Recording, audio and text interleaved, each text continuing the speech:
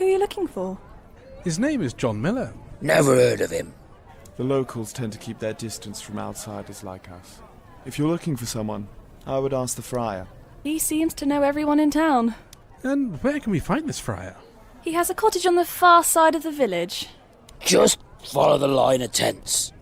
He does keep strange hours. He might still be up. Well, thank you most kindly for guiding us here and for all the information.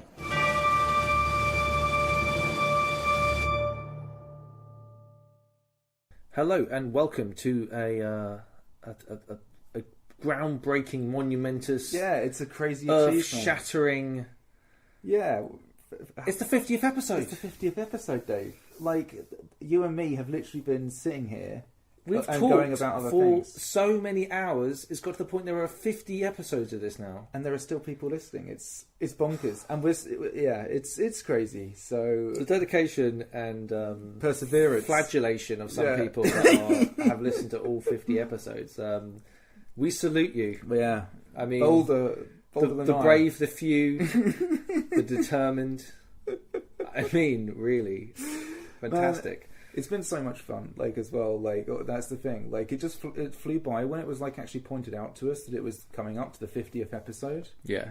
It was like, I think it was I Phil posted it out I knew it on was a stream we coming, were but at the doing. same time, it's more like you're kind of like you don't think you're ever going to get to 50. Yeah, right. That's half of 100. That's half. And now of it's 100. like, are we going to do 100? No, I don't know. You know what I mean? I But don't know. that's my I don't immediate know. I reaction. don't know whether. Yeah, That's let's see. like, I have no idea. There's only so much that we can really. Yeah, I mean, we're idiots. Dave. We're not very smart people, and we're not gonna I don't know.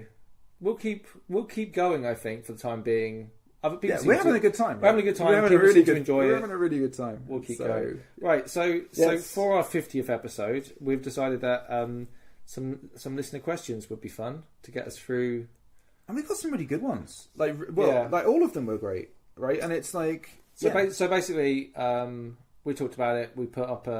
Actually, we've been streaming recently. So Yeah. if you wanted to watch our very infrequent streamers, yeah. I'm Dave the LARPer, And I'm Ian the LARPer. Ian the Yeah, LARPer. we're- Fun. as you can see. So that's fun. So we've been doing some streaming of crafting and things Yeah. like that. That's been good. That's been really good fun. And We had Merlin on last week. And That Yeah. was awesome. Guests. yes, That's a good idea, isn't Yeah, it? Yeah, Guests. people with more charisma than you and me. Man, we're so original coming up with these fantastic ideas. No, it's been great. The actual streaming stuff's been really good fun. I mean, especially at this point, right? I've Like, really enjoyed it, you know, especially it's- with yeah. quarantine and everything. all of that jazz. Yeah. It's been really good for us to kind of obviously because we haven't been able to go and LARP this Yes. year, and potentially we might not be able to No. LARP this year, which is And potentially even on into next year. And it's crazy Oh, to think. don't say that. I know. Don't say I know. Don't It's say crazy that. to think. it's. Yeah. I'm filling that LARP-shaped void in my life Yeah. with other terribly expensive hobbies, Yes. which I'm going to be doing a Yeah. YouTube channel about. I'll probably post it on Facebook. I'm not going to make a Yeah, big yeah. deal out of it, but I'm going to do some YouTube stuff. Yeah. So yeah, that's kind of trying to keep me occupied, and it's been a funny time, hasn't it? Like my hype for LARP has stayed pretty high, I would say, compared to a lot of Yeah. people. But when it has dipped, and when Yeah. it's dipped, it's like, oh my god, like we might not get to LARP this year, really. I guess for me it's less dipped, but it's dipped emotionally into like the Yeah. disappointment of the fact that I don't get to do the thing that I really, really fucking love doing Yeah. with people who I love doing it with. Right? It's also like time passes and your plans. Yeah. It's rough to keep like a plan from going from the last event of a year, Yeah. going all the way through the long dark, and then keeping that hype for that send off that you had, that feeling that you're like, oh, this is going to be my big priority coming back in 6 months' time. I've got all this time to plan it. That's fine, but now we're getting on to like it could be who knows? 2 years, man. Well, I mean, who knows? I mean, but the crazy thing as well with that is just how awesome the LARP community's actually been. Like think of all of like, I mean, I've watched a bunch of like the videos that people have done around, especially the Songs and Story ones, obviously broadcasts, which is just like they made it happen. Yeah, so there's been like a few really, really good streams and just showing off like how great LARP is. Like Songs and Stories, there was the fundraiser for the theatre. Hefty Yeti, huge shout to him. Yeah. Let me put it this way. You know who he is at this stage, right? He's been doing streaming Hefty Yeti. He has some really good guests on. He's been doing And he's the hero we need he right is, now. yeah. We don't Like, deserve him, but he's the hero we need. And good quality and pretty regular content, right? Good Which guests, has been it's great. good fun. Yeah, I think I it's really, really value good. it. It's been useful for me, like to see a lot of these. I learned things. Yeah, dude. Like, and that's the thing. We're like, you know, we are morons, right? Yeah. To understand. I mean, like, we've been picking up skills and stuff, and it's crazy to think that when we've been doing our crafting streams. Mm-hmm. You know, like people are watching it and stuff. Oh, we should talk about Scoop, man, because one of the people that was watching you doing your stream on how to do crafting decided that he was going to do it and take it up as well. Yeah, and now he's like well on his way, and it's pretty awesome, right? Yeah, Shoop's been fantastic. That's Ace of Shoop on Twitch. Yeah, no, he's been really good. Like, and it's been because this whole thing, by the way, is like some Lamlar armor. I'm trying to make a technique that I've kind of come up on. Which I think is pretty good and pretty cheap way of basically making armor. Yeah, and that's what sort of started the project. It's basically like if you want to look at like leather armor, basically, none of it's cheap. Yeah, right. Like if you're going to buy like a chest piece of some description, the cheapest you're going to get is like £150, and even then, it might not be exactly what you're after. I mean, even if you go to just like the basic torso stuff with like I'm not bad, but fairly plain kind of thick 3mm leather or something, it's going to be 80 quid minimum, and then right? The other thing I like about the armor is it's made up of small plates. So basically, instead of having to, if you're not a very confident crafter, which I'm definitely not, the idea of like buying in a large piece of thick leather, which you and then crafting with it is quite scary. So, no, it's scary. Like that's the thing. As I've kind of gone through crafting, it's having like when you start using an expensive material or material that has some kind of sacrifice to it, it's when you actually get the confidence to use that material, it's a nice stage in your development because you're like, I think I've got to the grips where I'm willing to essentially take the risk on this expensive material I'm using. Yeah, definitely. But all of that said, I did want to produce this project that was about making something cheap, affordable, and that still looks in, I think, a relatively good quality. I think it's really great. Like, I'm doing it as well, so I'm building my own little bit of armour. And it's been really valuable having you guys do it, right? Having the idea of bouncing off a fairly dumb idea, I guess, like, to see, like, if it can work. I think it's been nice how it's been, like, a creative feedback loop where, like, you put it out there, Shoop started doing it, which is fantastic. I've picked it up now, and it's kind of like...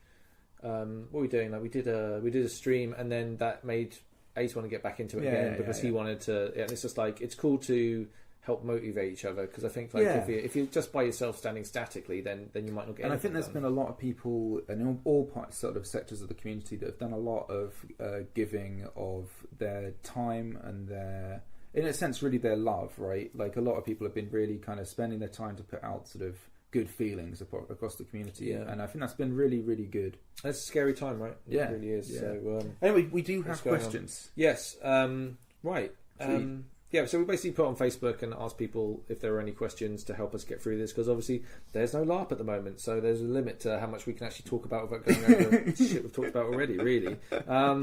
But we asked for some questions and we got some absolute crackers, I think you'll agree, Ian.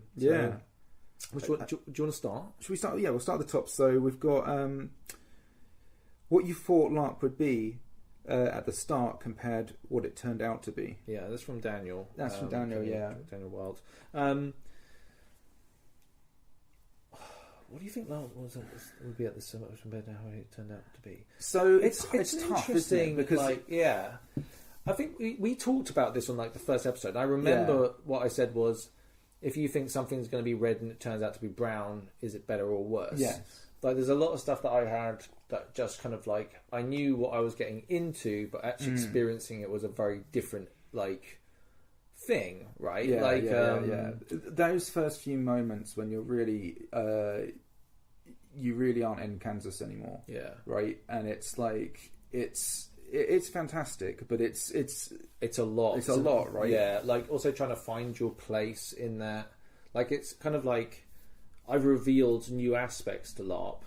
Like that, I think that's what it's not. I don't think there's one thing. I think it's so dense at this stage because it's not only from being completely new and what I thought it was going to be, which was what did I think it was going to be. I think at worst, I think it was going to be like a really nerdy, like really antisocial. I would feel out of place. I'd feel like my kit was really bad. So I don't know whether that's really, but they're all kind of like anxious more thoughts. anxieties. So I don't know whether yeah. that's an expectation, but I think like, and I was definitely disasterizing my first event. Yeah, I think. But that, then, what the reason why we still went through it and did it Yeah. was because of the potential, right? To have like, I think I wanted like 2 or 3 moments where I really was like lost in the character, Yeah. right? And I think we achieved that. I Yeah. think we've always achieved that, and I think Yeah. that's a good goal. And I would say when those levels of immersion hit, you might not even realize it's happening at the time. So it doesn't have to be something that's conscious, but then maybe after like, I think it was we did a couple of skirmishes, and that kind of locked in the idea of actually doing it. Like a bit of combat really helped get me into I the think idea that was of for RPing. both of us. Combat was, I think, a really because it's such it's such a high stakes thing, right? Because you're immediately putting yourself into something that it necessarily needs to invoke a response from your character, and obviously it's like an active response as well, right? But it's also like, I think there's also, you can get your adrenaline up as well. I think there's many aspects to why. In fact, there's The combats are great for us. I think it was a really good into. It also builds a group mentality with the people around you, right? Like, so you go through something stressful together, and you're all wearing it's the same with the music, right? And you can meet people as well, and like there can be those people you fight alongside, and very quickly a relationship between two people can be formed. We learned a lot about different characters in Navarre through going on skirmishes and fights. We understood hierarchies, we understood who were the key faces, we understood who leaders were, we understood who to look to for help. I think that's like you interact, it's an opportunity to interact, right? No, it's great. So did we answer that question? I'm not sure we really did, but it was. How is it? Okay, I would say that I learned something new most times I go to Empire now. Like weird stuff like when you look at your own storyline, then you realise like the weird thing is when it mirrors your own personality or what you're going through at the time. That's what I find weird about RP sometimes. So I would say I've learned a lot from going to LARP about myself. So I think it's I'm a complete LARP advocate now, right? So I mean, and I think like I guess I was aware that I would enjoy it and that it could be potentially awesome and something that we could really get into, but I didn't really have a concept for how into it I would get, I guess is what I mean. Like I thought the hobby would grab me when I find myself grabbing the hobby a lot more, because it's just a really crazy thing to sort of delve into and explore. Also, I didn't really get here's one thing I was thinking while you were talking, how intense certain things can be, right? Like maybe, like I knew that I would be acting a certain way, but the true people call it bleed, and I'm not saying there are aspects of this that are bleed, but also like is bleed when you're watching a TV show and you cry at a moment, or you sit up on the edge of your seat and you're enjoying the narrative. Is that bleed? Because I feel that sometimes it's similar. I'm still playing the role and getting to enjoy it, but like I can lose myself in a moment through acting a certain way, and I think that's really exciting sometimes. And it can challenge you as an individual in how you're going to react to that moment, and then reflect on the reaction. Yes, the reflection on things that had happened is something that I really enjoy about it. And the cool thing about it is that because it's LARP and because it's a fantasy setting and it's all not real, you can turn it on and off in all kinds of different ways, and all that you've got like an editing booth and you can use all the sliders and you know exactly what you're doing. It can be really cool to actually be able to express yourself that way, and that's something that LARP offers you, which is very unique. I mean it's an enormous question, right? But hopefully that's an answer, right? Daniel again, he asked advice for folks wanting to go to LARP but you've learned advice to folk wanting to get into LARP that you've learned since doing it. Right, so go on. You're about to. I think like there's all the common sort of sense stuff in a way, all the stuff you're going to get when you post on any kind of new player forum, and like what are the things I need, and it's going to be things like socks, and then probably a few more socks. But along the way, you're going to get all the advice to stay hydrated and all those kind of things. Yeah. But then there's also you get to more technical advice about kit that you should bring, and then you get into more technical than that advice of kit maybe that is cheap and you can buy. And one thing that like I think like the stuff from Wish that I kind of got was like, it's a shame that I sort of did that I did that, and I did that for a reason at the time. It's just that's like, yeah, I think there's like, especially when you're first getting into the hobby, a lot of the expenses, and I actually think like if you want to go really cheap, to see one event, then I think that's worthwhile. But understand what you're doing is potentially that money's just gone because you might not want to wear the cheap stuff again. But just to get you on a field, and I understand like that as an initial expense, it's a lot, and that's exactly why we did it, right? Like, so that would be like one thing, because I think when I was kind of fresh into it, I thought, oh, okay, that's a good thing. But like over time, I think. But then, as you say, I wouldn't have done it any differently. No. So I would say like going mentally, right? Like, and I think all the stuff that you just said was really, really brilliant, right? About like socks, and it's you. Yes, you will find all that advice printed everywhere. Yeah. Attitude. We always like the expression. Just say yes. That's easier said than done sometimes, which is the interesting thing. Yeah. But I would say like the attitude you bring to LARP is what you get out, right? Like, and I think that happens a lot of times where people who necessarily aren't comfortable or confident can sometimes, if they really throw themselves into it, then they can be rewarded for that, right? Yeah, totally. And it's the ability to sort of be able to go and just like, you'll have those moments where you kind of feel like the experience is like you want to withdraw from the experience or whatever, and you just want to chill out or whatever, and then that's totally fine, and then you can fade back in and do something else. Yeah, and it's more like it will come. Yeah, right. Like, it's a lot of this stuff. Like, I think when we had the time in. Yeah. Yeah, and you expect something to happen immediately, like it's a computer game or a movie where someone comes running in and gives you a plot point, and then you're like, "Oh, way, plot point." Do you know what I mean? Whereas it's much more subtle than that. Do you know what I mean? Like, you kind of make the game. If you talk to someone, if you don't know someone, go and ask something. Yeah, that's another piece of advice I would say. Just ask around. Yeah, and the whole game is a social game, right? So there is the element of just exploring all of these fantastic characters that exist around you. Most of the time, if you're asking a question, unless the person's crazy busy, most people are, if they don't know, they'll probably let you know. Yeah. But really, it's a good way to interact with somebody. Yeah. Nobody's going, "Oh, I hate it when this person's asking me a question, so I get free RP out of them." Right? Everyone else is looking for a. Yeah, be the generator of RP. Yeah. Right, like, you don't have to go around stabbing people to do that. There's lots of other ways. Right? And then from that, if you come to me and you're asking for help, and I say I can help you, but I know someone, we can go and do something together. I'm not good at this, but then you give a name. Yeah, that's one thing I like. Is like when I get given, oh, I want to learn about this. Well, I don't know. This is all I know on this. But if you really want to talk to someone that's about it, go to this tent and talk to this person. Yeah, you arrive there. And then you ask for someone's name. When someone shows up to your camp and asks for your name in character, because something's happening in game and you are relevant to the conversation. Yeah. And you're like, when it first happens, you're like, are you sure you're looking for me? Because there must have been some sort of mistake. I am not important enough to warrant anyone coming to look for me. Yeah. But then you hear, like, someone said, I think it was like I was walking down Murder Alley. It's the middle of the day, and there was some people walking past, and they were like, "Do you know where the Ashbourne camp is?" Yeah, and I was like, "Well, at first I was like, well, who's asking? Obviously, you don't want to be. You want to give all the cards. You want to be a little bit careful. This is Navarre." And they were like, "Oh, I came to find it was my character's name." Oh wow, okay. And they wanted me to tell the story of something to do with the Ashbourne or to do with the Entwined Paths. I think they were Dornish, actually.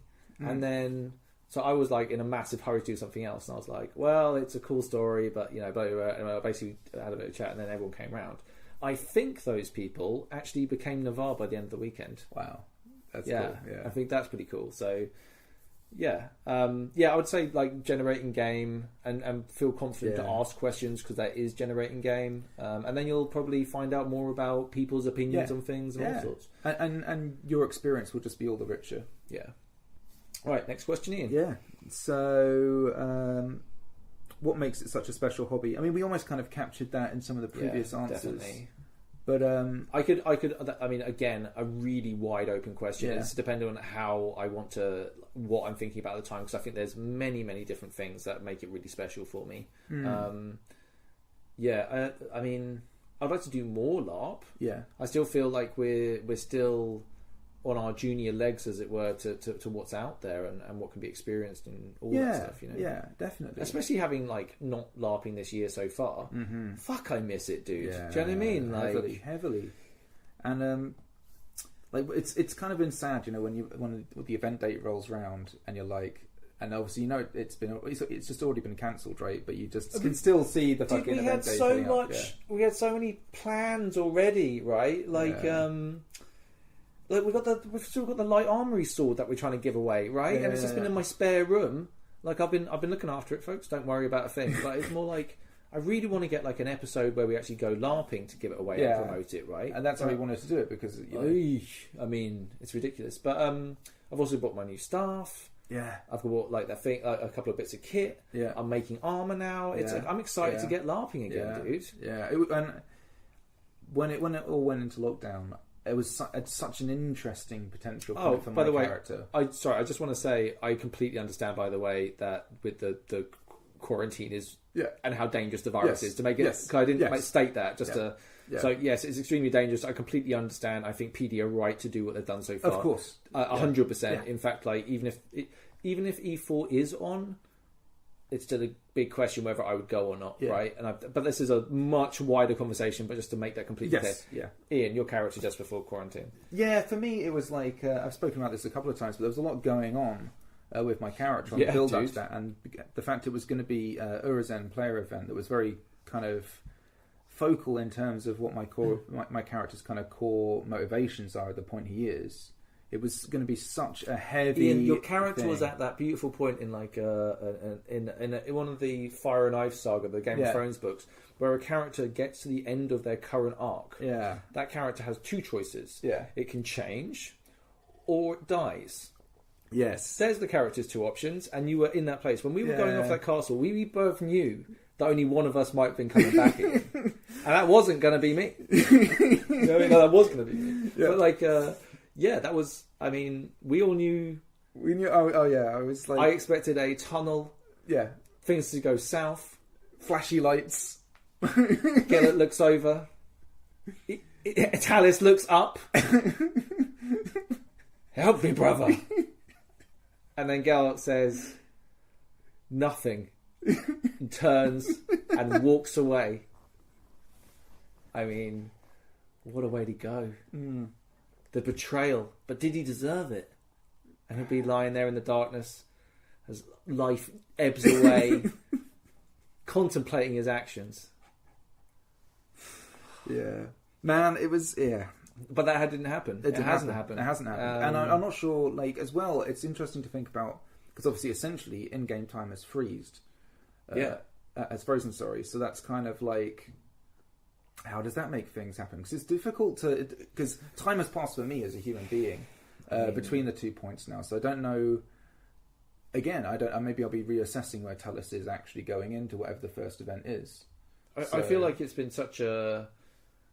Okay, so the throne is still up for grabs. There's loads of game around that, and I think that's going to be how it is. You as an individual, I mean, are they going to run another player event before we get to go and do another Empire event? That's a good question because of the sizes and all that stuff. I mean, well, I imagine player events will be, because it could be certain groups of people able to congregate and so on. I honestly don't know. It's so tough to say, and who knows? Like things with the virus could get worse again. So anyway, Jesus.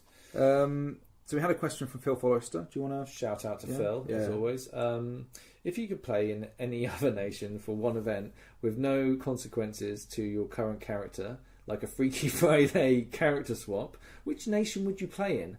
Fucking love that question, dude. Yeah, absolutely love that question. I also like the way that you're like, I like the Freaky Friday aspect because we can kind of do it and not have to stay there. Yeah. So it's like that for me suddenly feels weirdly appealing. Yes. just to be like, I'm gonna. So this isn't the nation I particularly maybe want to play next. Yeah. But just to have a Freaky Friday situation, Yeah, just just throw yourself just into winter something market that's the fuck up for a weekend. Well, do you know what I that's the mean? weird thing, like, because my mind goes all over the place when you ask that question. Massively. With that stipulation that it's a Freaky Friday situation. Go on. With that stipulation, my mind instantly goes everywhere. Because, like, a nation like Varushka, Ian, which is my natural you sounded like you were just about to be really... You were going to go, my mind immediately gets to everything. And you're like, for fuck's sake, I thought you were going to be like really specific and say something like Dawn. No. Do you know what I mean? Like, and but so naturally my mind, if the question was expanded, would go like, do I want to play something like Varushka? That's a natural draw to me. Like that kind of aesthetic and that and stuff just really massively appeals to me. It was the nation I probably wanted to play just purely on character plays before we picked what our nation was going to be. Interesting, yeah, cool. But as time's gone on, like my mind also goes like, but I could play in the Brass Coast. Fuck yeah, you could play in the Brass Like Coast. the Brass Coast could be a lot of There's fun. they're like the cool cats, aren't they? They So really cool. are. They're like Or I always even feel more like- I totally feel undercool when I go to the. Yeah. I feel like such a kind of because Navarre's like especially the dirty Navar's like, griminess, yeah. dirty griminess, some kind of like all battle armored up, and they're just kind of like chilling in Sahara. What the silk outfits called or whatever. Yeah. Like and they just look like. They're just the cool cats. The outfits are just really colourful. So awesome. I mean, bear in mind, like compared to us, of course, it's way brighter. It's way kind of There's a lot more splendour to it. Like when we went to the for Ifan's funeral, whatever the hell you would call that, his death. Yes. And we went to see the Coctopus play. Yeah.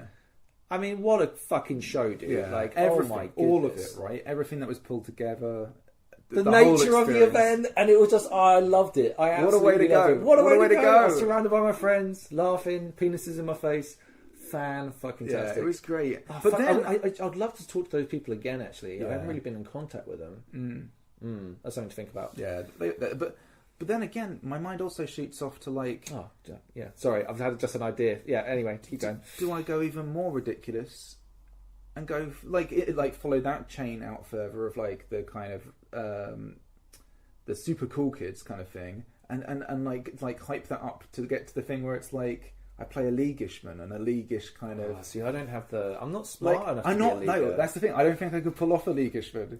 You know what I mean? They would see me coming a mile off. There's no, I'm not a I'm leaguishman kind of personality type. I don't know. Like, well, maybe. I think maybe, if you settled in there, maybe not first event, Ian, but you give that a year, you're all over that, pulling strings The and all thing sorts. is, yeah, I could see myself turning into. Oh yeah, well, I mean, you're like Yeah. you're Rick James off those Dave Chappelle videos. You're like, no, I'd never join anything, and then you're like 2 seconds later, you're like, yeah, I would join the league. That'd be good fun. But yeah, but then there's also, as you said, Wintermark suddenly pops up as well because there's all those really sometimes because Wintermark being the biggest nation, I think there's the natural thing when something is the biggest nation in terms of population or anything like that. But when something is numerous, and this happens with all things. But you know what's funny? People look at Navarre like that. Yeah. I don't feel like Navarre's obviously a big nation, Yeah. right? Like I don't know how big it is now. I feel like it's It's I the think second all nations biggest, are I growing. think, It's right? still, it's fucking huge. But I don't feel like I'm lost within that nation. Do you know what I mean? Like it's funny. So maybe it's a similar vibe with Wintermark. I don't know. An awful lot of the game that we have isn't on a national level. Yeah. It's on a very kind of group basis. And our group, the Entwined Paths, I mean, like we're quite a big group now. There's people that I enjoy hanging out with and having conversation with, enjoy RPing with in just that group. Yeah. If the rest of the whole thing could be window dressing, Yeah. I would enjoy interacting with my own group. I think like what I mean though is more that like the scale of the nation can make you naturally think, oh, I'll be something smaller. Yeah. I think sometimes when you see big things, sometimes what you want in the face of that is like a smaller nation or a different sort of experience or whatever it is. Sometimes that sort of pops up. But the cool thing is, on a Freaky Friday kind of thing, I can then also be like, yeah, I'd love to be part of like this really interesting sort of nation that has these 3 different cultures that are part of it. And do I go like full like feathers and everything and go Calabasas or go Suak and if it and is go on Freaky those Friday, inspirations? you get decked up in all like the sumac stuff, and you're like just like this wicked kit, and you've got like a harpoon, and you're just fucking full on hard out Semasuak. Fuck yes, that'd be amazing. I think it's funny, like my ideas about some of the things I'm worried about trying out are just kit. Yeah. because it's a big commitment big to try draw. and join in. Right? Like, it'd be so much fun to just, like, again, Freaky Friday, to be able to be, like, a full-on Dornish person, right? Like, and in I was all gonna the say, ridiculous armour, and, right? if you were going to be like, I just, full plate. Yes. You get one of your mates to be your your serving guy, or whatever the hell what do they call them? You could do such a Steward? cool comedy duo. Fuck yes! Can you imagine like he'll literally buff your imagine shoes. me and Callum. Imagine me and Callum. But either of us, it doesn't matter which role is which. If Callum's the knight in full plate armor and I'm his surly steward, or vice versa, it would be the best fun. I think people would enjoy it, and we would just have an absolute blast, especially on the battlefield. Just being like glory, and then charging around and just being and like whoever's like the steward trying to keep the guy alive and just like oh man, yeah. But it's also like Super is like he's out for the best interest of the guy. As well. They're so he's, buddies, right? He's like he always walks into place like so and so would like to sit here. Yeah, you know, and then you like prepare the thing. Maybe for you him. have a tiny little trumpet. So every time you arrive somewhere, you like do a little toot and then introduce the person. Yes. So obnoxiously like Ladies and gentlemen, would you please stand for the Right Honourable Lord Howard Hart or whatever. It's so good. Yeah, I don't know whether that's on canon or lore at all. This if it clearly shows if you are a Dawn player, and I'm like just, no, I don't know. Be like I don't know anything about Dawn. No. I know they have they yell glory a lot. I know they have a glory square. I know they have to do oaths. Don't they? They have to do something to become these feats that seem pretty suicidal. Yeah. I mean, it sounds like a good time. High Guard. Yeah. Interesting. Yeah, I mean, again, there's also like I like the hand washing. Very. If it was going to be my first event back. Yeah. I think like High Guard is because it's like in a way, and this is true of all the different nations. It's just where your mind kind of goes with it. But when I go with High Guard in my mind and what I would like to explore there, I guess it's it's much more intense things because you can have those kind of grim, dark things, which I know is a bit of a cliche that is kind of used for High Guard sometimes. But it's like actually, it's just really interesting, right? To have that. I've been there to go and get information about certain things, and the people there really they take it seriously. And the people, all of our stuff's anecdotal, obviously, but I had really good experiences there. Yeah. Orcs. I mean, fuck. I don't know. Yeah. I think this is like all of this is fun, but fuck. I don't know. Like, if there was a situation where I could literally choose, I don't know. Well, like for example, I mean, there's character possibilities that like I could, in some potential way, end up or finish off in Urizen. I don't know. Yeah. Right. You know, and it's like. Well, I think that's really interesting as well. I find Urizen interesting as a as a nation because it's so small. Yeah. Right. Like it's poor Urizen is at the butt of like jokes all the time about Urizen are here, all two of them. Yeah. Right. Like it's mean. Right. Yeah. Like Urizen they're a cool nation. Yeah. They're full of cool people. Yeah. I would actively encourage people to go and at least go and RP with them. Have a the go. Problem is, like, look at poor Urizen, right? Urizen are there. Like, imagine like these new Urizen players, and then they go, they hear everyone in the camp. Songs of story time, songs of story time, songs of story time. And then they go to fateful songs of story time. They have a great time and they dance in the woods. And then they go back and it's just like, poor Urizen. Urizen needs like a recruitment drive of some type. You know what I mean? Like, I think the players actually do a really good job with the Urizen camp because I've spent a lot of time kind of in it. But obviously, every nation wants more players, right? And I think like you just want more players because you want more people and more interactions, right? I like more people makes it more interesting. Yeah, it's been great. But yeah, anyway, so we move on to another question from Phil. The best thing you have purchased, worst thing you have purchased. Yeah. Should we do worst first to get the negative out of the way? Yeah.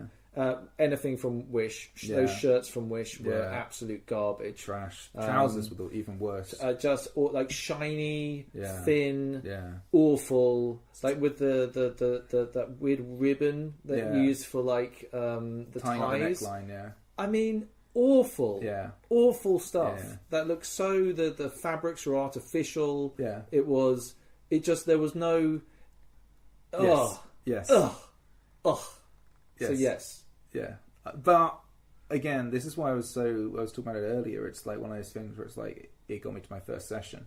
Yeah, I find like the difference. So there are some still cheap. There's better cheap alternatives. Yes, is what I would say exactly. But I was kind of ignorant of that fact at the time. Well, you don't know. You don't know, right? And I think that's the danger of a lot of mistakes were made. Yes. But that was one thing I would definitely say. If the question is, what's the worst thing you ever got? Yeah. Bam. Yeah. That is the worst thing I've ever got. Best thing you ever got?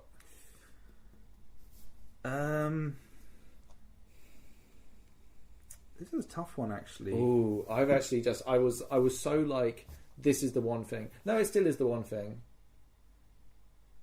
Okay, I'm gonna do mine. Yeah, you do yours. My shield. Yeah. That's like, Yeah. it means the most to me. It was made by my friend Robert. It means the world to me. It has our Logo the on design it. is something Yeah. that I worked out with Robert. Yeah. That it's got our striding symbol on the front of it. Yeah. It means a lot to me. I got it when Ifan died because of the new kit curse. Yeah, yeah. I mean, it killed Ifan, but I still love it. Yeah, no, it's a great piece Yes. as well. It's like there's character in It it. stands out. It's my Yeah.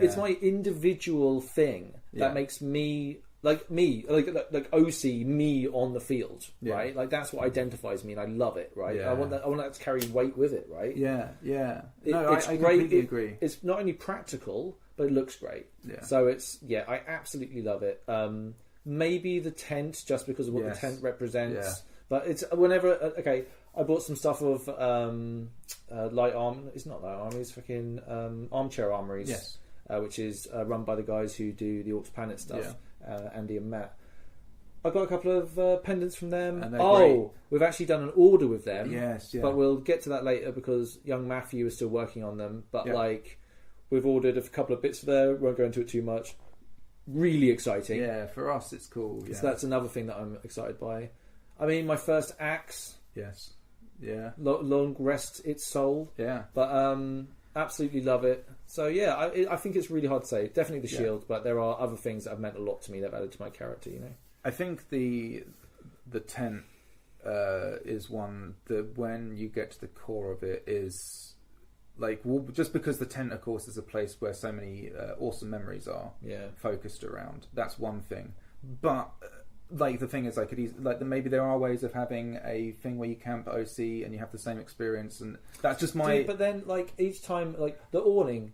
Yeah. Well, the awning when it came was the greatest thing Yeah. ever. It Yeah. changed everything. Like having seating outside Yeah. when it's dry, a decent fire. Yeah. Because the first event we went to and it was really really cold, we didn't have Yeah. fire and literally just froze our balls off. Like, yeah. I think, So That's all that for camp, but for me as a Yeah. character, yeah, go on.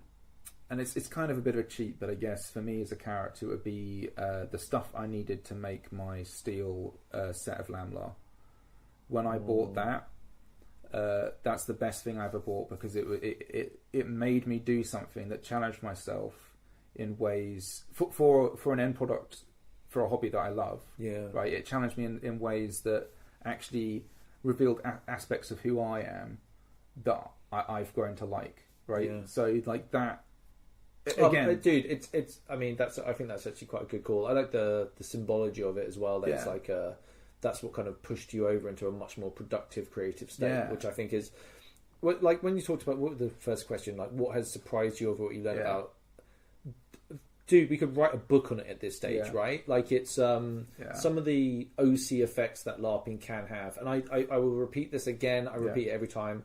It's not therapy. Mm-hmm. Don't go there with serious issues or anything like that, or anything that you want to. It's not like that. Yeah. But for me, in retrospect, I learn loads about myself. Yeah. I can get emotionally affected by something, and then realize why it had such an emotional effect on me, because it probably resonates somewhere else in my real life personality. Yeah. And that is, I mean, it's fucking phenomenal, basically.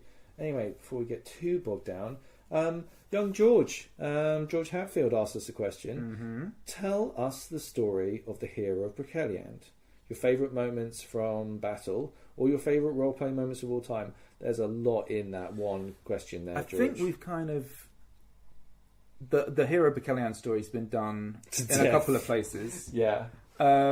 Yeah. I'm not feeling mean today, so No. I'm not gonna go into it either. No. But It's The story of a great hero. Yes, if is you all would you're like gonna to, say. if you would like to hear this, I think it should be something like I think we should say. Yeah, it you can find it on other. But I things, see now. Yeah. It's If a you nice want, story, if you want to yeah. hear the story, then come up and just ask. It's a nice like in as Yeah, well. If that's you just cool. wanna- That's a cool idea, actually. Yeah, That's a cool Find idea, a right? side C for that. That would be kind of cool. Just ask any of the Ashbourne for the story of the hero of Raquelian. I'm sure someone will give you a version of that story. Your favourite battle moments from battle. I've got a couple of these because this one question is really interesting, right? Yeah. There's a couple of bits, and it changes as well because there's different favourite bits from battle in different moments, right? Yeah. So, because for example, like would seeing all the different nations splaying out before you. As like scouting, and being obviously identifiable as those nations. Yeah, like you can see the empire on the field. That's not really necessarily a battle. It's not an in-battle moment, but it's an incredible moment. That did happen to me with the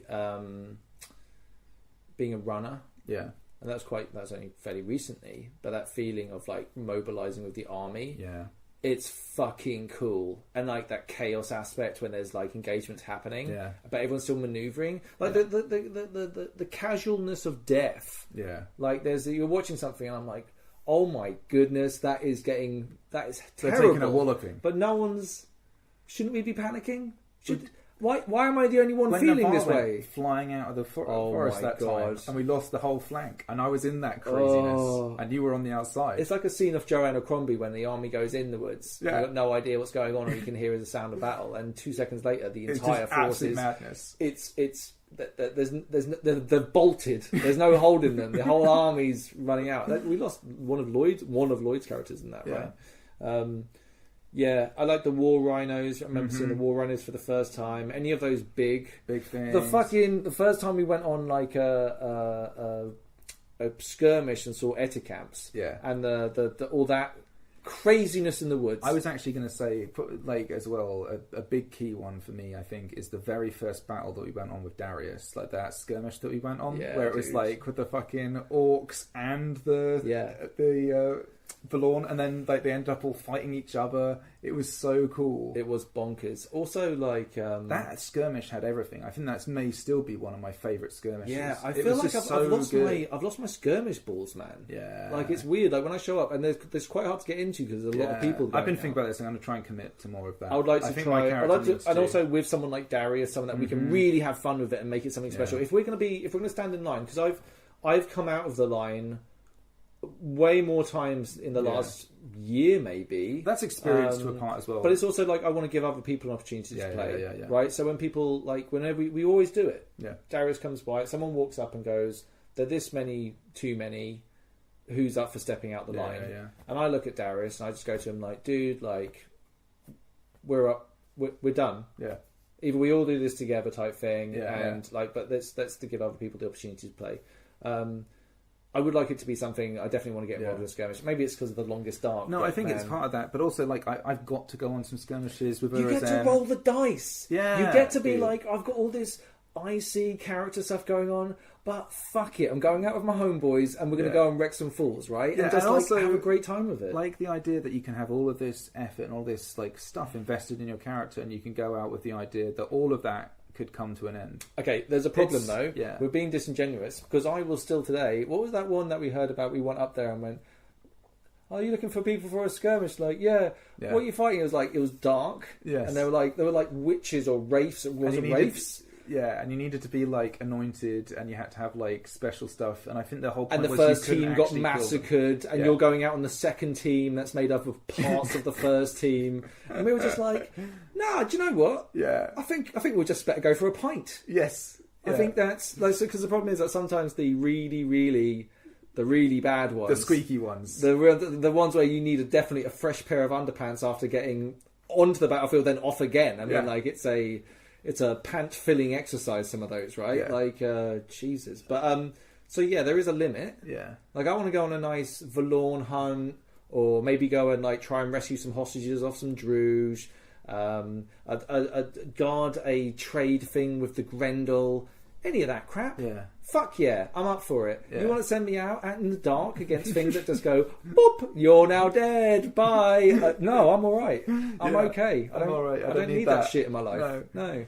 But some of those skirmishes, like, so I go to the first one, and a moment from the first one, of course, for me was when that dryad came around the side and took me down. Yeah. And then you got me up, and this was like the first time. I would say that was the start of me going full Ifan. I was so stuck into the enemy, and I was also the last man out. Yeah. Like, again and again and again. Yeah. And it was like, we have to make rushes through, like, the line had broken, we had to make a rush through confused enemies that haven't noticed that we're behind them to try and get back to our line. Fucking phenomenal. Yes. Just choosing to be brave. Yeah. Just being like, I'm going to make a conscious decision to really be aggressive and put myself forward and be the person that's holding the line is a wonderful feeling. I know it's out of like the innocence of not having lost my character before. But fucking hell, Ifan had a good run, man.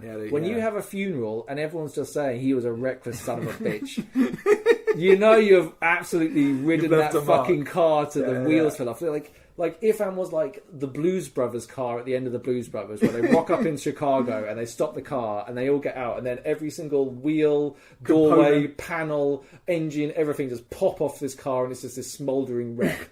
That was the end of Ifan Ashbourne, and it was fucking awesome. So all of that shit. Yeah. I miss Ifan when it comes to... That's what's interesting. I miss Ifan when it comes to fighting now.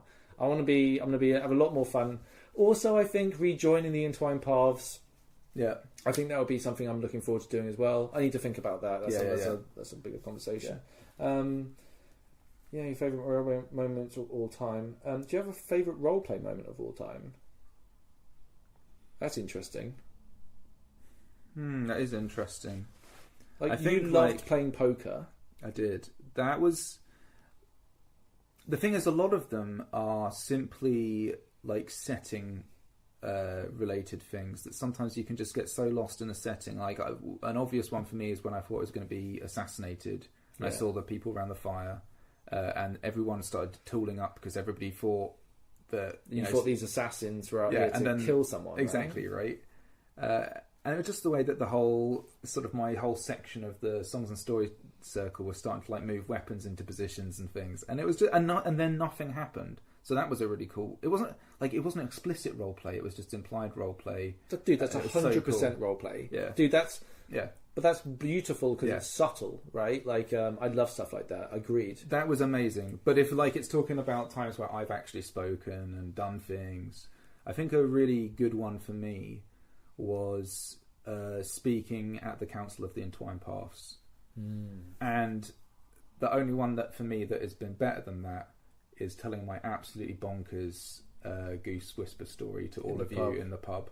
And that I was sort of thinking about it more, and it was like that was the sort of moment where, like, I'm not the kind of guy who does like storytelling or any of that kind of stuff really, and I kind of went to the thing. I was just at sort of the pub where everybody was, and this was like a big bar in Dawn, I think, or Wintermark, I can't remember. Where were we? But I slapped my hand down on the table. I was like, "This is I've had a vision. This is my story." And what I'd done is, when you have Goose Whisper, it gives you this vision, and you go to the sort of referee tent, and they basically have literally a bag, and you just pull out a piece of paper from there. And I pulled out the biggest piece of paper that they had in there, and it was like A4 double-sided, crazy naked dolphin man story, and it was phenomenal. Just to tell it all. It was so bonkers. A wacky metaphor-filled, crazy time, wasn't it? And the crazy thing is, it wasn't just you guys in the pub. This is what I've kind of thought about afterwards. Like, I did that,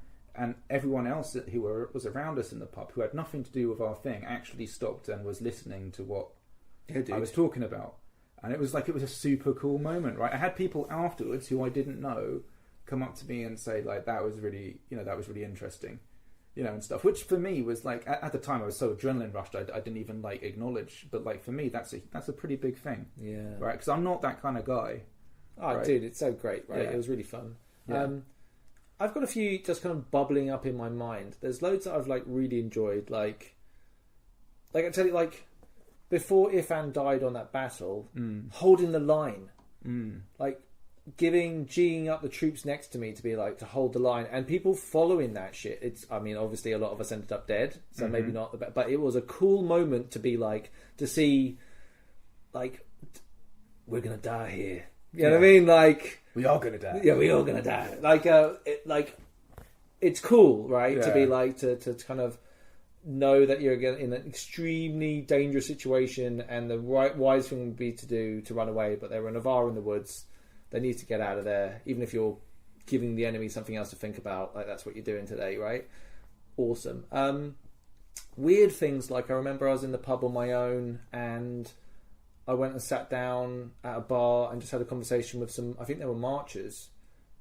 Like weird stuff like that, where you just have these little interactions with people. I fucking love that, right? Yeah. Like I love just when you're in a pub, you go and sit down, and whoever's at the table is then this new person that you kind of like learning about and interacting with. I love that stuff.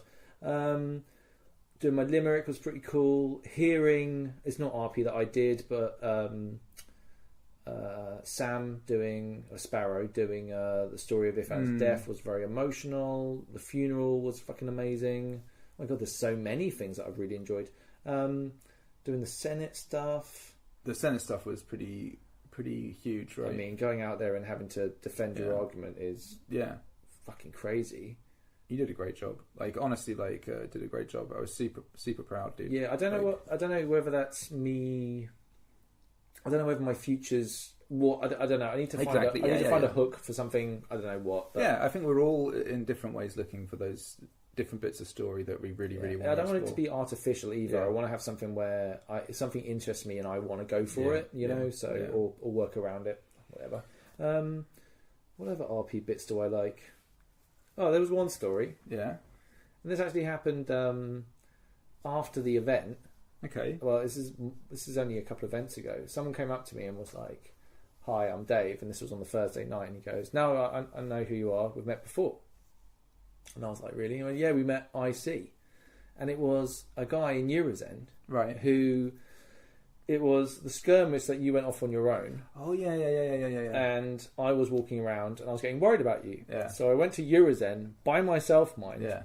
armed to the teeth because that's how it was. But and I say to them, "Do you know where Talis Ashbourne is?" Yeah. They said to me, "I think he's still out on the skirmish." And I said to him, "Well, you better make sure he gets home safely to Navarre tonight, or I'll hold you guys accountable."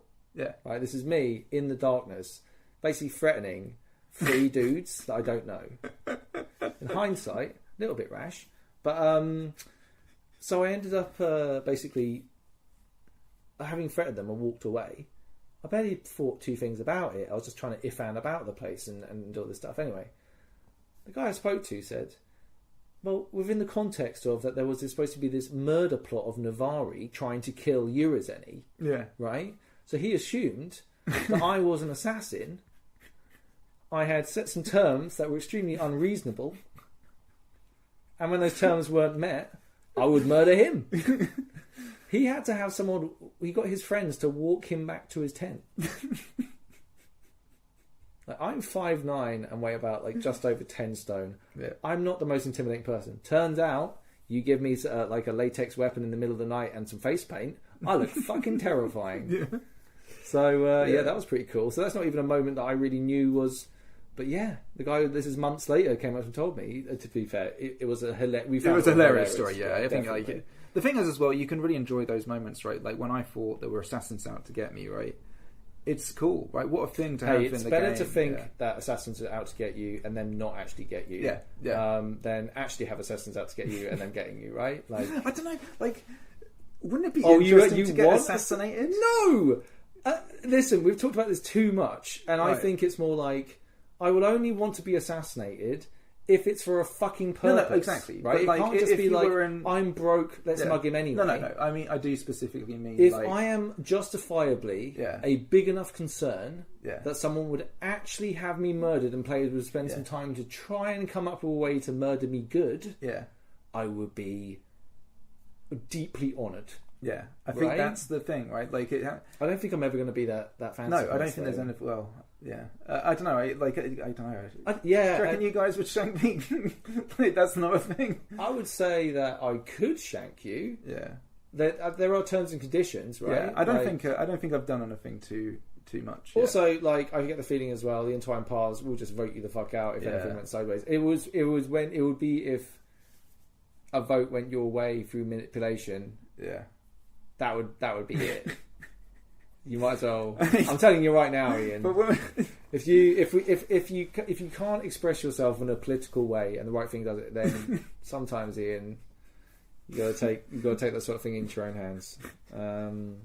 but yeah, that was a really good question. Right, and our next question comes from our good friend Robert Burden, Yes. who made my shield, which I sung so many praises about earlier. He asked, "Be interested to hear your thoughts on the entwined paths, good thing, bad thing. The difference between being in a big group makes problems you have with it." So the entwined paths are Banner, who beyond our striding, which is made up of our very close friends who we initially went to Empire with, we're now part of a Banner, which is a group of stridings and settings that come together. So it's all these different groups coming together for whatever we want it to do. Yeah, really. right. And it's what was really cool about it was that these people are fundamentally our friends, right, as well, and people that we've met, and that we have, like, they're all people. Even if you don't know all the different players, right, you know them by a degree of sight and a degree of shared experience that they all have. Like, straight off the bat, I would say a Banner is a good thing. Yeah. Right? Like, I think the idea of having different people who, you know, we do it as part of a nation, but even in a big nation like Navarre, having a subset or a group that you can have RP with, that you can help each other out, that if someone has an issue or they're new to a thing, then someone else can guide them through it, is really, really great. I think that's, like, immediately a strong position, right? Yeah, and it takes that whole thing of that we now have the potential to, like, funnel resources and action into proper agendas that we can actually choose to focus on. We have a voting pool, Yeah. which we could use to get a sympathetic senator into, or to look into things that we care about. I mean, a large group, if functional, can be very, very strong. Yes. Now, what's interesting is we've kind of gone through the stage where the entwined paths have joined and are in a really beautiful honeymoon state. Yeah. I say honeymoon state like it's going to end, Yeah. but I would say, like, it's going to be interesting if there is any division within inside the group, and what that would actually mean. What if you say, like, okay, we're all going to try and vote as a group together, and then one of those stridings decide that actually they're not going to vote that way. Can't vote that way. What does that mean? If you go against the council's will, are they part of the... Right now, boom, RP, like, for everything's days. been, like, basically agreed on, or with kind of complete unity sort of ratified. In by fact, everyone. the ghost of Ifan still haunts over the proceedings as being the only person to ever say anything negative about the forming of the entwined paths, right? Like, it's everyone else has been quite positive about it, I would say. Yeah. I think it's exciting. I think it's really fun. I would like to get more involved. I don't feel like I've really been involved in the entwined paths that much, because I've had a lot of things elsewhere. It's been a big part of my game, like being on the council as one of the speakers there. It's been really good. It's like, let me explore a lot of game, and it's like the fact that we have, like, a time when we all meet and we discuss the issues that have been brought to the council, and the fact that the council's a thing that exists and that we set up. It's quite like nice. It's really cool. It's quite nice, like, when you're coming into contact with other groups of players. And, like, because you can sometimes be like, wow, we have loads of stuff that we have in common. We see the world in the same way. We want to achieve the same things. Like, we are very unified in Death to the Valorn. Yeah. Like, it's an absolute, like, what have you done this weekend that's going to make the Valorn, to destroy the Valorn? What have you done? Yeah. Right? You as an individual. I love this aspect to it, where we have a really, if nothing else, it's a really unifying thing. Like, if... but moving forward, who knows? Like, I get on well with everyone. We're having a really nice time. Yeah. I think RP will be done in a mature, fun way if we do ever disagree. Yeah, I think that's that's the whole point of it, actually. Yeah. Right, to a certain degree, right, to earn To those find people, moments. to find people that you trust to really get into some RP with, right? Yeah. Like, it's I think it's a really good thing. Yeah. Do we need the entwined paths to do that? Maybe not. But it's a really nice, fun to play thing to play around with, and it's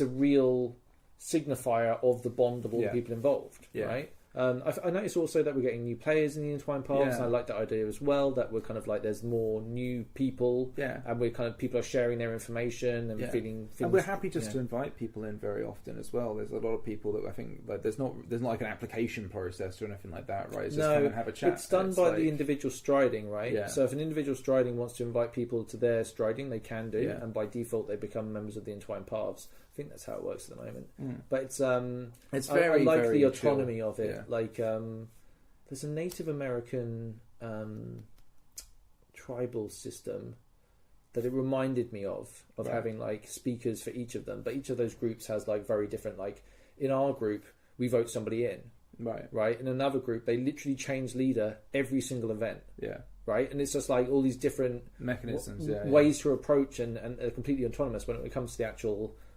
Entwined Paths meetings. Yeah, everyone's equal. That's exactly, and you all have a voice and whatever, and everything's well. I think it's a really cool. In fact, I'm gutted. I'm not part of the leadership. Yeah. So I don't get to go and play in your little. It's cool. It's a cool hierarchy piece of game meetings. to have, and I think one thing that I really like that we were doing is that we're putting together this idea of our friend John, who plays as the speaker. That basically I think it's the voice. I probably got that wrong.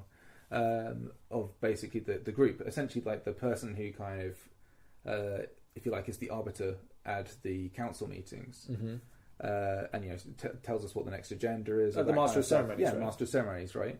And but he's kind of written this document that basically glists into what his powers are, and it's just a really cool concept that I think everyone is. I mean, it hasn't actually been ratified yet, but I think like the idea of giving someone the power to potentially have like actually more far-reaching power than maybe you would pick in a normal logical situation. It's kind of cool. Like he has the right to veto things. Like that's an interesting power. My goodness! Like You just gave him the ability to veto. well, we haven't voted on this yet. But like that like seems very strong. I know it does. It does seem extremely strong. I think it's actually been amended, and I'm not fully remembering it correctly. But I like that politicking, though. Exactly. I like that politicking. I like the idea that there could be that role that is a thing that you can get as part of the game that lets you fuck you with the whole paths a little bit, right? It gives you that little bit of, interesting. There's going to be like. I always like looking. Well, that's not always. That's a ridiculous statement. I have been recently looking external from our group a lot. Yeah. Right. So that includes the Entwined Paths and to a certain extent the Ashbourne. Right. I've been going out to the world. Especially, I spent pretty much last event in the Senate building. Literally in the Senate building. Yeah. Right. So. So there's a lot of stuff to do with that, and a lot happened in those last couple of events where people got to get to know each other a bit better. They went to battle together. They did a bunch of other stuff. So I feel like I've kind of missed out on a lot of Entwined Paths stuff. Like I'm talking about the Entwined Paths. Like I know the people that I know in it, but there's lots of people I don't know. I'm looking forward to meeting them in future events and seeing what's going on, and maybe going before the council and doing a few propositions of my own, Ian, if Talus would be okay with that. Yeah, it's interesting. I mean, like for example, getting speakers in at the council meetings and things like that's all stuff we'll have to sort of thrash out and things. Yeah, I think it's gonna be really fun. Cool, right? There's so many little aspects to it. Do you ever play through like this is fuck it, I'm going to say it anyway, like dialogue you're going to say in your head? Yeah, of right. course, So I've got the picture of the fires burning, the darkness around in the trees, the Entwined Paths Council are standing around and we're all having a chat, and I'm giving them the absolute beans of a fucking speech. That's like, they're already like, Dave, don't worry, we're going to vote for you anyway, mate. And then they're just like, oh, but fuck it, let him go. Look at him go with his incredibly compelling argument that this is what we should be doing. It's going to be really fun, dude. Yeah. Like I'm excited about getting back into it. Yeah. No, it's that. In summation, yes, it's been an awesome thing. Yeah, do you ever play through conversations in your head though that you're going to have? Yeah, all the time. Like Arguments that basically you're going every to have. time. Like, When I say from- arguments, by the way, I mean that in the term of I'm putting forward an argument rather than arguing with someone. Right? Yeah. No, I think there's a lot of times, especially after events, this happens. Like the things that I'm thinking about immediately that my character would say to other characters as a result of those events and things like that. Like that carries over. But yeah, while I'm at events, very much so, I think there's like a voice saying like, this would be a cool line in a specific situation should that situation arise. Well, it's also like I think things will change a lot as well. Yeah. Like I think whatever like plan for a speech you have or anything like that, the chances of it actually happening in exactly the way you are. I think that Exactly. maybe works with some of the more like you're being elected to a position, Yeah. but that's more like practicing a speech. I right? think, some of it is more about like preparing yourself for ad-libbing, and it just sort of like, loosening your mind to all the different places where you could go with that. Yeah. Right, shall we move on, because we could probably talk about the Entwined Past forever. Yes. Anna Kendrick, the very talented Anna Kendrick. Also, Robert and George were both in the intros and outros. I think they're in... No, they won't be in this episode. They're in the last one. Are they? Yeah. Okay. They're really good performances. Anyway, Anna says, any moments that made you stop, take a moment and think, God, I love this hobby? Yes, Anna. Yes, there is. Yeah. There's so many, and it's so hard. I think there's that moment where it happens to me still now, where I walk through the Navarre camp, I walk out onto the road, and it's time in, it's a nice sunny day, and then I look over the camp and I'm like, fuck, I love this hobby. As I'm looking over the whole camp and I'm off to do whatever the fuck I'm going to be doing, and all the people are walking around and smiling and having a good time. The orcs are being orcs outside their tent. The marchers are being marchers. The Varushans are being Varush. You know what I mean? It's really... I know that's a bit of a cop-out. Is that a cop-out? No, I don't think it is. No, that happens to me all the time, and I fucking love it. Also, like, Darius is camped right near the entrance to the thing, so I say hello to him on the way through. And there's a kind of like okay, I worked on a cruise ship ages ago, and I remember I had this new person come on the ship who I was training before I got off the ship, right? As a video person. So I'm walking them through the ship, and the ship's like an enclosed thing, right? So you get to know people well, and reputation counts a lot for things. Right. And I walk through the whole ship, and I'm giving her this guided tour of the whole ship. And everyone that we pass, well, not everyone, people I know that pass, stop, shake my hand, ask me how I'm doing. We go up onto the top deck where the passengers are, and there's a guy playing piano. He sees me, and he knows that I like Led Zeppelin, so he then starts playing Led Zeppelin on the piano as I'm walking past. So cool. As a sign, just out of respect and friendship, you know what I mean? Yeah. And I'm walking around like, all right, dude, I walk around with all different people, and she's like, man, sure do know a lot of people on the ship, don't you? And there's one of those moments where you're like, wow, yeah, fuck, I've been when I first got here, and you know one, and now it's like, that feeling, I get that shit at Empire. Right? When you can walk past and people come up to you and they're talking to you, and there's something else, and there's like, oh my god, what happened? You see a character that you're like, what happened to you this weekend? Have you been playing around with that dark magic again? Like, all of that. Murder stuff. I love it. I fucking love it, dude. Like those sort of moments where you get kind of like just a couple of different things, and you're like, I'm grinning now. I love it. I absolutely love it. It's really good. I think that's a fantastic answer. I think if I go into specific memories... Yeah, go on. Fuck it. Like, if I go into specific memories, I think like one of the most potent ones is... I think I went to go and get a drink while we were at Songs and Stories. And I left you there. I quickly went and grabbed a drink or something, came back to the circle. When I got there, it was like the last song that the Navarre sing, basically, where everyone's dancing around the fireball. And I'm looking out over the crowd, and I see you in the middle with your axe, like frosting it to the air as everyone's sort of singing.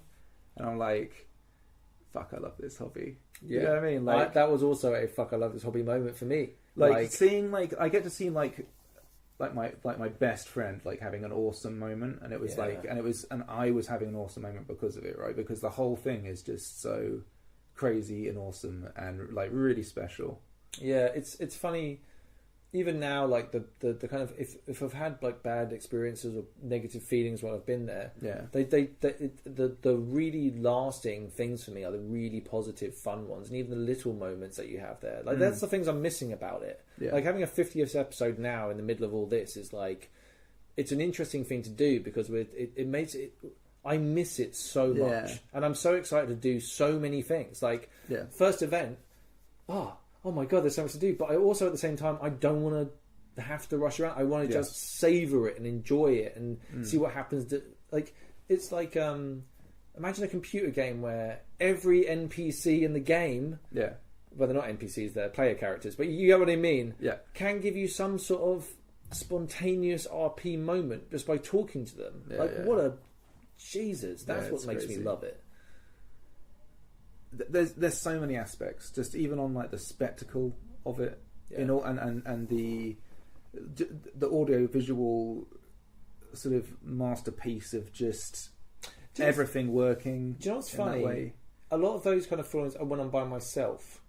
So I think there's something about like when you walk by yourself around the camp, you can kind of meditate on what you're watching a bit. yeah. When you're with other people, you're often talking. Yeah. But yeah, sometimes when you're by yourself and you walk through an area and you pass some players doing something and then something else is happening somewhere else. Yeah. Yeah. I get very nosy as well. When I'm at Anvil, having a quick listen in as you're passing a conversation. I wouldn't really do that. It's not that interesting, but in reality, in the real world. But at Empire, just a mention of that Dawn, Navarre, whatever. That time that we sat down and we were hearing that group all talking about like an assassination or a crime that they thought they'd come across, and one of them was doing like an investigation on it, and it was just like, and we just were all sitting there eating, right, just eating, and right next door to these people like talking about that, right, and it was like they all had little different theories and things, and it was just like, yeah, it was cool because it was like, man, I get to just lots of little plot points all walking around. Yeah, shall we do the next question? Yes. Right then, Orion here. He says, "You guys are hardly noobs now." I mean, there's more to this sentence, but let me keep going, then we'll break it down. Okay. Okay. You guys are hardly noobs now. Have you ever considered trying crewing for a LARP, or even running your own LARP? Okay, straight off, you guys are hardly noobs now. Yeah.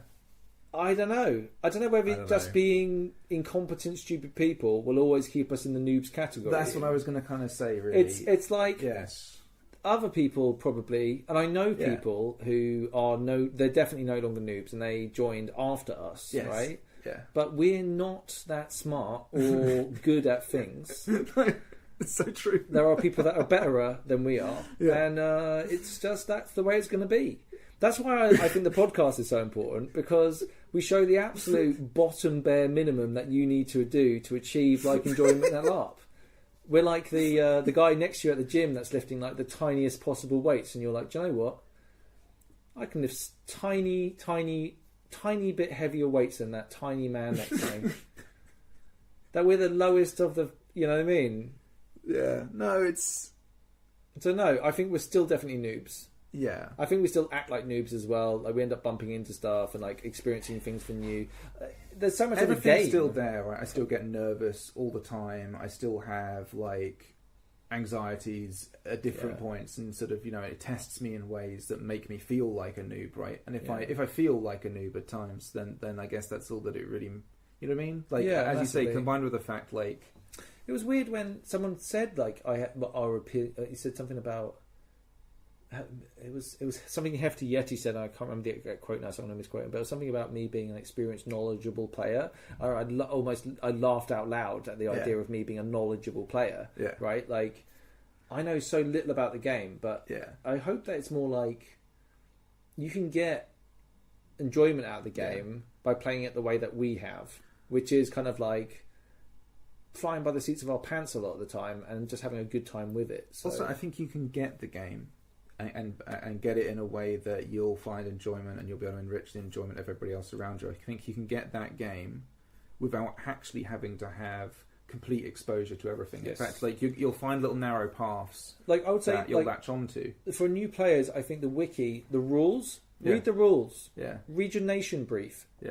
That everything else you can learn from the new player meetings and everything else, and you get there on Friday, right? Like have a bit of an understanding how your kit and how your nation are going to affect that kit and your motivations as a character, which can seem daunting, but I mean, reach out to people. But well, actually, that's a really important point. Like, it's actually like the idea that, you know, it's pretty useful just to have a chat with people and say what how we're going to play in this nation and stuff. Like having the Facebook groups with different nations, it does give people a really good point to actually like just try things out and ask questions. It can also make you have.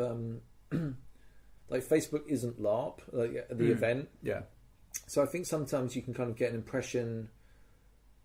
I sound like I'm saying that really negatively, don't I? No. But no, I mean more like it's like.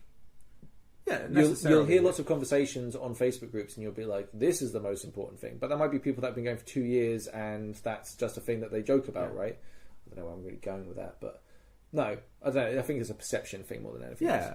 Yeah, definitely. Yeah, but Facebook groups are fantastic to meet Yeah, new I think people they're and really basically, learn a lot by asking questions, right? Yeah. Getting feedback, making contacts. Mm-hmm. I mean, Just it's all the good. ability to ask a question, right? And essentially save yourself time, money, worry, right? Mhm. A lot of it is like, is this kit okay? And to be honest with you, if you're giving it a go and you're trying your best with what resources you have, then it's probably okay. Yeah, I think that the previous episode to this one should be the Saul one with the Yes, solo yeah. LARPing. And I Yeah. think he's a great example of someone who went out there and did it, right? Yeah. I mean, it's Yeah. admirable, right? Right, so we talked about the first sentence in that one question there, Yeah. Orion. Let's move on to the rest of the question, shall we?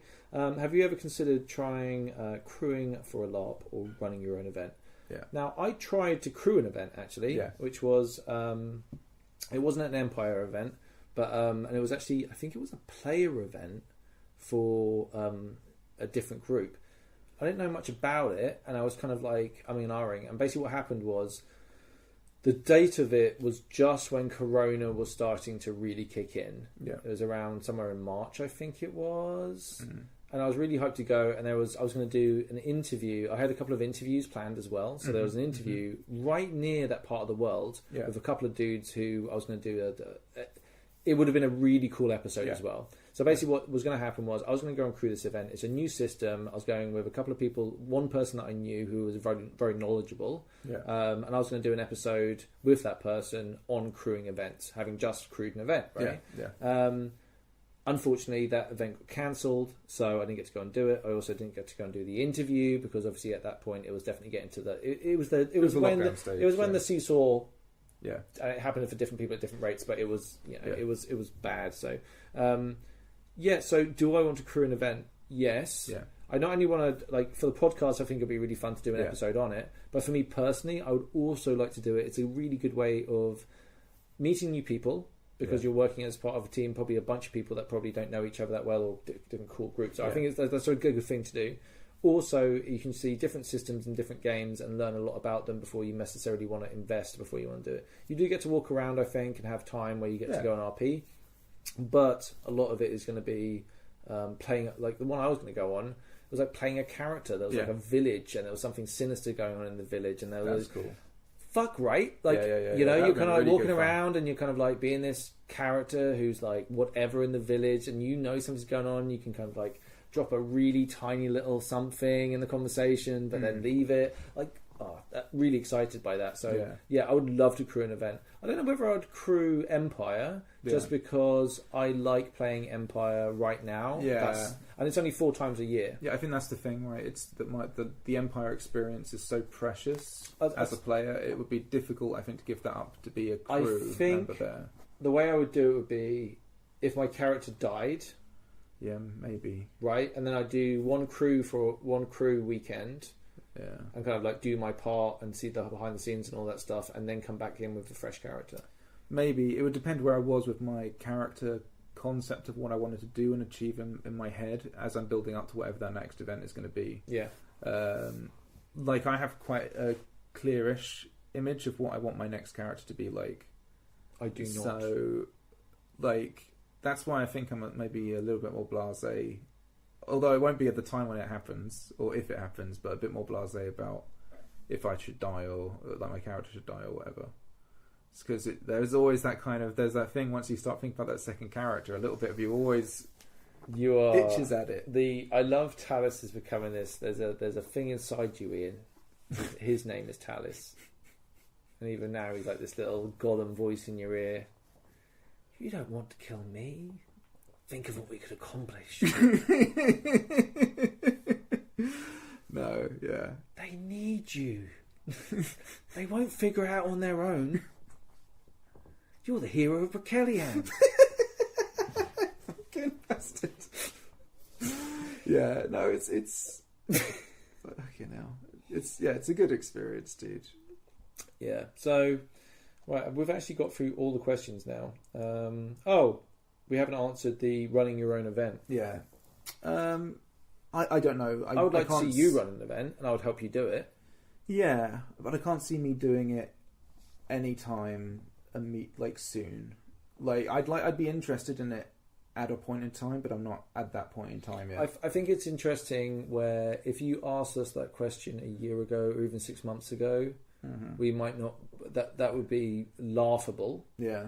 But now I think that question is something where it's just like, I'll give some time thinking about that. Yeah. I'll think about what I would want. What would I want a player event to look like? Yeah.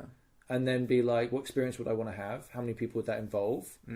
And then I'll build it from there. But that's something that I'd be happy to give headspace to now. Yeah. But I would also like to attend more maybe one-shot events or interesting little, maybe not like Empire, maybe not even fantasy, but explore some different types of LARP. Yeah. And be the guy that doesn't know anyone. Yeah. Right, so you show up to a World War one, and you get the outfit. You get a good rented one just to do it right, and then you go and do it right, and by yourself with a character, one-shotting it off. Like that's cool, right? There's a lot more to LARP than Empire. I don't know. Definitely. I think if I was going to write a story, that would basically be where I'd be coming at it from, because it would be like, I think there would be. I'm sure there are tropes. Of course, and in fact, it's not, in many ways, tropier the better. I do like tropes. Yeah. So I'm doing this D&D campaign with you guys at the moment, and it's just a straight off rip off of Predator, and I'm completely fine with that. Yeah. There's something out there waiting for us. It ain't no man. We all gonna die. Yeah, I think it's gonna be like. Yeah, but I think there's something. But I think also signaling story to players is also fun, right? Like when you're doing something creative, you can be like, well, I think there's. Let me put it this way: if you run an event, and then you're all sitting down to dinner, you've had a chance to socialize and meet a few people, and then someone keels over and dies at the table. Someone's been poisoned. Yeah. I mean, you're instantly going to be like, well, this is this story. Yeah. This is a murder mystery. And we must find out who did this before the end of the weekend, right? So maybe it's fun to play around with tropes and like look into that sort of stuff. In fact, like I would love that. I always like the idea of having puzzles or different characters of different bits of information that you have to learn together. There's lots of stuff like that. Like so, the more of the kind of like led gamey type stuff really appeals to me at the moment. Yeah, it's interesting. I don't know. I think I could very easily see, for example, doing a player event with the Entwined Paths and just doing something really super chill. There is a loose storyline, but it's just, a gathering, I think a gathering, and we do it like it's a gathering. Yeah. We say like, boom, we're going to do this IC, so please respect that. And then we just try and smash out a really fun... Yeah, but and like it'd be cool to have some plot points and stuff and a couple of things weeded in, but it's like just present it fundamentally as that part of Empire. What you don't tell us is that you've handed out a whole bunch of Freddo bars to the crew fighting force. And there's 30 of the scariest people sitting in the woods ready to go and attack us, and you're like, surprise! Isn't this great? It's a skirmish crew. Yeah. No, none of them have been drinking. They're completely sober and full of Freddos. They're coming down now. Yeah. That's what I don't know. Is but I think it's something, as you say, worth giving some headspace to. But I can't see it as being a near. No, I would say at this stage maybe that will change. No, I think maybe. Honestly, I feel like we're in LARP limbo right now. Yeah, it's very hard because we're still so far away from having another event and wanting to think about that event. So maybe now is the time to start thinking about those things. Yeah. Maybe you listening to this now are going, maybe I should start planning something. And bear in mind, like, I don't think if we were going to do any sort of player event, it wouldn't be for a couple of years. Who knows? I could say that now and it could change. Right, yeah. Like I don't know. Like once I've done a few sessions at LARP and talking to the right people and having the right people help. That's the thing. People there's logistic people. Yeah. Like I wouldn't feel the confidence on a health and safety level. Like I might have fun with the story and doing NPCs, but there's a whole actual organising event stuff. Getting a cam. Like when I went to Blind Dogs, there were people whose whole job it was for safety. It was an airsoft event, so it had to be extra safe. But was very comfortable. I was like, these people know what the fuck they're doing. And there was an incident at the actual event, a medical thing, and they jumped into action. Yeah. It was so well done. Like, Yeah. it was just like, I felt completely safe in that environment. And that's what I would want to do for a player as well. Yeah. So I would want to be like, and that comes down to RP as well. So maybe it wouldn't be something, maybe I wouldn't feel comfortable even doing our own standalone LARP with people I didn't already know. Yeah. I don't know. Yeah, it'd be you interesting. get what I mean? Yeah, I get what you because mean. there's like a certain level of trust that you can have with people that you know to not fuck the pooch basically on the rules and all that stuff, you know. Yeah, and just like people are willing to go with you on whatever this thing is to a certain degree, right? And you know, obviously you're naturally nervous if you were going to present something. I think like that's how I would picture starting anyway. Unless I was part of a team, Yeah. I think that's a lot more realistic. I think I would want to talk to people with actual experience running events, Yeah. and actually have them like work with them. I mean, essentially, it would probably actually become me just saying, "Is there an event you wanted to run, and could we do something?" Right? Because it'd be interesting to learn. I think if we I like the idea of coming up with plot. Yeah. And game and playing characters in that game, all that stuff really appeals to me massively. Yeah. I think it'd be really fun. And Blind Dogs is a good example of this. Again, they had like these NPCs, and the bar would get busier and quieter, and the paranoia of strangers being in town, and like someone would say like, "Well, there's a lot of people in town tonight, aren't there?" And you're like, "There are a lot of people in town tonight." Yeah. Like, I did not realize I should have been looking to see who are citizens and who aren't, because. Yeah. This is a sea full of strangers in the dim light, right? Yeah. And it's exciting to play those. I played, I think it was a card game or a dice game. It was a dice game with this lady, and it was brilliant art. She was a, and I didn't know whether she was an NPC or a player character. Yeah. Right? Like, I had no idea. Yeah. So you end up in a thing where you're like, I think playing those games would be amazing. Yeah. I think it's just, again, it's time and upfront cash, I would assume, as well. everything. Like, again, logistically, Safety. like the logistics of it. I know I would get stressed organising a lot of that sort of stuff, right? Yeah. When it affects other people's like OC aspects of people's game, I would want to do it right.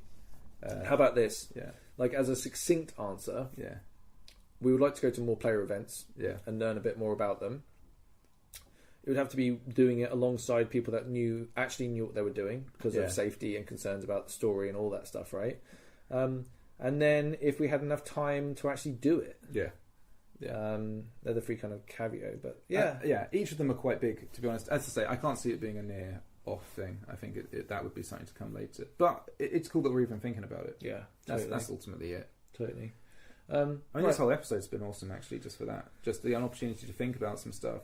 And big thank you to everyone that asked questions, by the way, because it's and really good questions. Well, really... it's also like, I'm sure. Well, I feel kind of stumped because I just want to play the game now. Yeah, I've thought about like so much of what I want to do and all that stuff that sometimes it's tough because I'm like I'm ready. Yeah, well, I just want to play the game. I have this thing quite a lot where I'm thinking like, because of where Talis is, and he's actually quite malleable at this point.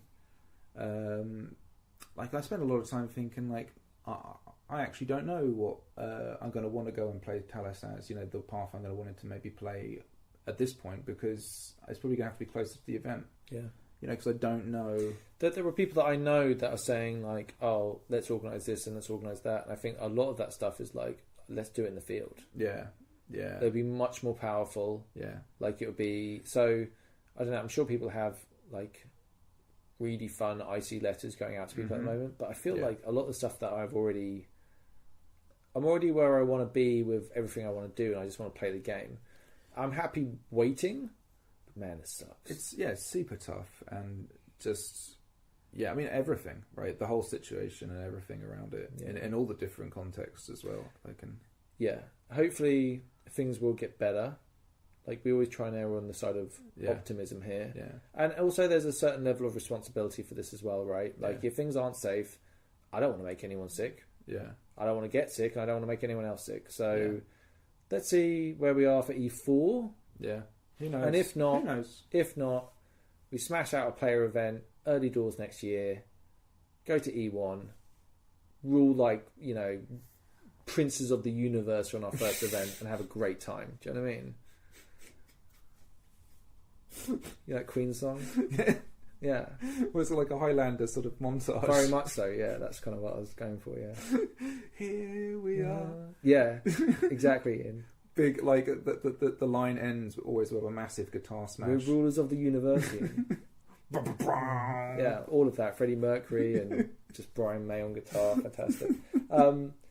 So that could be E1 next year, basically. And I'm kind of happy with that, to kind of like really, just to be like, all right, if we don't get E4, I'm going to fucking smash E1 like a boss next year.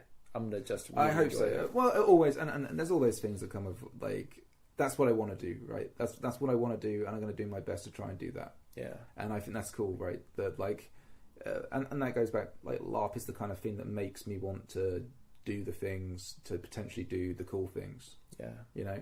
It's awesome. Yeah, I think I'm going to also, I need to start looking at some law stuff and learning a bit. Yeah. That's one thing I'd like to do a little bit of, just so I'm armed to the teeth full of obnoxious arguments by the time I get back. Yeah. I honestly don't know. But I'm looking forward to that. That's actually a really nice thing. Cool. Yeah. Well, thank you for listening. We hope that you're all right. Yeah. I think I hope we didn't get too sad at the end there. No. It can be sad, right? Yeah. But to be honest with you, like, the LARP community's just been fantastic. Yeah. So, agreed. and I think everyone, as you say, everyone's just hyped to get back to it, and it'll happen. It will happen. Yeah, I think, like, we've really appreciated doing the episodes that I have. Yeah. Like, we've had a couple of people come in and do like voices for the episodes. If you do want to do that, message me on Facebook. I have an email address. Go to the LARP Noobs Facebook page. Get in contact with us. It's cool, like, doing the odd episodes that we have done. It's definitely making it easier for us. I hope it's helping you. Thank you so much to our patrons, because you are still helping us out right now. And I can't help but feel that we're not producing enough content, but it's tough, dude. Fuck. So if anyone's like listening to this and goes, I would rather spend my $2 to someone's giving us $20 a month to do something else with. Yeah. We completely understand. We're trying, but obviously there's no LARP. Yeah. And also I think all of this, like, it challenges your creativity in different ways, because there's been moments where, in a sense, I've had a lot of time. We've got out like an episode per month at the moment. Yeah, I think, actually, which is actually not bad. Yeah. I'm actually, because I was quite down about it, and then was like, do you know what? All things considered, with the streaming and everything else, we are trying. We're still having fun with it, and but yeah, dude, I don't know. It could be a really long time till we get to the LARP again. Oh, I hope not. But we'll just keep having these conversations, right? It's we'll get through it, dude. We'll get through it, dude. Yeah, I completely understand. Yeah. I'm sure, like, the listeners sitting there going, like, yeah, dude. Yeah. What are you going to do, huh? Yeah. What are you going to do? But I am optimistic, and I do think we'll get through it, and and then we can all just have a great time. Yeah, safety first. Yeah. I hope you listening to this are okay. Yeah. And I hope your family's okay, and I hope everything's going good for you, and I hope you're having a good time during this long, dark period. Yeah. We really appreciate you listening to this, and we really support people commenting and supporting the podcast. Well, the podcast itself, it means something, right? And the fact that people care about it in any way or for any time. Yeah, like we started the episode with. You're 50 episodes down, you animal. Look at you sitting here listening to us rabble on. 50 episodes. You take a look at the things that make you happy in your life. Did this? Yeah. You savage. You did it to yourself. You did it to yourself. You did it to Look yourself. at you here. Look at you now. 50 episodes in. You can't but help but feel like, you imagine, like, looking up at a mountain and being like, I'm going to climb that mountain. Yeah. And then you're there, and some episodes are hard work. You have to really get through Probably them. a lot of episodes. And then you're like, but ever so often there's a little gem of whatever you like from the thing, and then you get to the top of that mountain 50 episodes in, and you look back down, you're like, fuck, that wasn't worth the trip. I don't know how I got here. I have to rethink a lot of things. There are some really good podcasts out there. Do you know what I mean? Like there are some fantastic D&D just so podcasts. much great media out there. Just generally, like you. And you're listening to this. I know. 50 episodes of this shit. Fucking hell. They did it to themselves. They did it themselves. I'm not going to blame us for it. No, I'll not be blamed. I will not. I'm not going to take responsibility for it. You could have. You had all kinds of choices. Yeah, you had all sorts of options. You could have walked away at any time. Exactly. You did this. And we thank you so much for it. We really appreciate it. You guys are awesome. So awesome. Thank you. Right then, strength for the Empire. Strength to Navarre. Look at all these tents. It's like a small army is occupying the town. Yar. Careful of these sky ropes. If I had a ring for every time I tripped over one of these at Anvil, I could probably fund an army. I think this might be the place. Ah, there's still a light on. We might be in luck.